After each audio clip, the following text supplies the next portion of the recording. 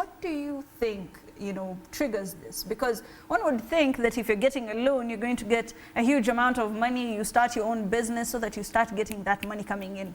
Why is this the amount that people go for? Allow me to speak from maybe what I think. And this could actually be controversial. Right. But I think there is also enough credit. There are various, everyone is, I mean, there are so many mobile platforms today. Right. So it's not a matter of, you can easily access money.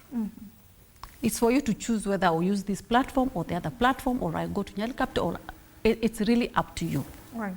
So what maybe you're not able to do is looking at your capacity to pay, which is another C. So your capacity to pay, even, I mean, if you borrow more than, say, 10,000, and you're only earning maybe 12,000, right, then of course that's a problem. So I think even the borrower themselves, they are able to weigh how much can I borrow. Number two, there are all these algorithms that Jared talked about, that even you're actually borrowing from the mobile platforms. Right. They have been able to look, they can be able to access your information and know, again, what is your capacity to pay. They can be able to tell how you borrowed last time, did you pay with difficulty or did you pay in time, you know. And so they keep on reducing this amount or increasing the amount depending also on your ability to pay. Again, these amounts for me, and because I come from a space where I finance business people more than I finance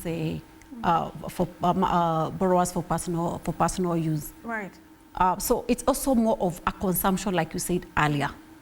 I'm borrowing to pay a certain bill. Right. I'm borrowing to repay another loan that I took, and I'm not able to get the money to pay. It's mostly now for consumption. So for consumption, also that amount gets to be smaller compared to when you may be borrowing for a bigger purpose, maybe like a project. Right. Anyone, maybe even for me who is a member of a circle, if I'm to borrow from the circle, I'm likely to get like 3 times of my savings. So if I saved 100,000, I'm able to get 300,000. So with 300,000, there's a project that I can be able to run that I even have planned for in advance. But for this 5,000, 10,000, I think there's a particular group, and especially mostly the youth, who are being targeted. So they're always running on a cycle. It's a vicious cycle that once you repay, you take more. It used to be like that, the same vicious cycle, but for projects, maybe for people who have been here for a longer, for longer, because when you finish repaying the circle loan, you're also checking your pay slip, for instance, to see which is the next project that I'm going to do. Right. But you say maybe you've paid for about a year, 2 years, and then you're also ripe for the next project. So now, today, with the 10,000 or less, it's really not for the project, it's actually for the next consumption, which I think is really not interesting. It's a sad situation as it is.